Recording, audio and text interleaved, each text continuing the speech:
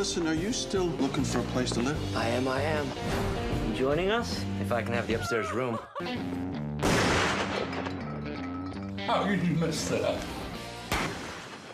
Alpha House. Watch now for free at Amazon Instant Video. I think it hit a little too close to home here. The congressman's busting a gut. Now, that was a scene from the pilot of a new TV show called Alpha House. 4 lawmakers living in D.C. under one roof. The real Alpha House profiled, many of you may remember this, 2007 New York Times piece.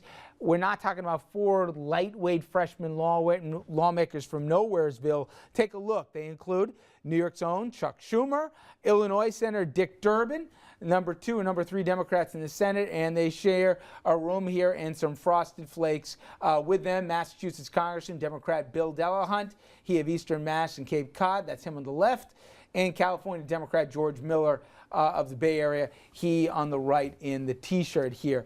Apparently, cereal was about as good as they could do when it comes to cooking, but it's not some anomaly, right? I think people have this impression lawmakers go down there, they have some terrific Victorian estates. You crashed in your office, right? Well, first off, most congressmen and senators, it's 24/7. You have a full-time job down in Washington, then you have all the casework and the interaction up in the district. When I was down in Washington, basically for 8 of my 21 years, I slept in my office. I had this, foam rubber mattress I had in a closet.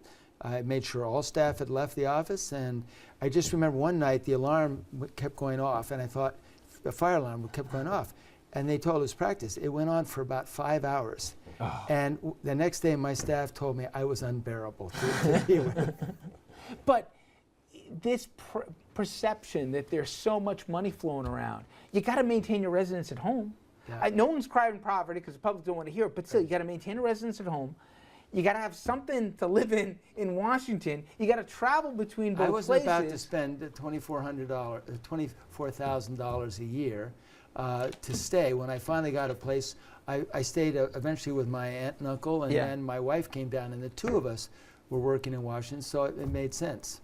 Now, to have a place. There are some fallacies out there, one of which is that, well, Democrats and Republicans could never share a roof. You know what's amazing? There's so much interaction after hours, but I'm told not as much as it used to be. Yeah. And so they've kind of separated more now than they used to. But we used to play basketball games together, mix the teams. You had all this interaction. Does that help with the legislating? Yeah, because you get to know people. If you traveled with them, some of my best friends in Congress turned out to be Democrats that, maybe we went to Iraq together and we experienced that. I took a Codell to go throughout the Middle East, even meeting with Assad. And we bonded during that time. Does it ever become a problem when some of these housemates, out of necessity, get together and they got to fight on the floor, or they're on opposite ends of legislation? No, they put it in perspective. As long as a member knows that you're trying to represent your district, there's tolerance.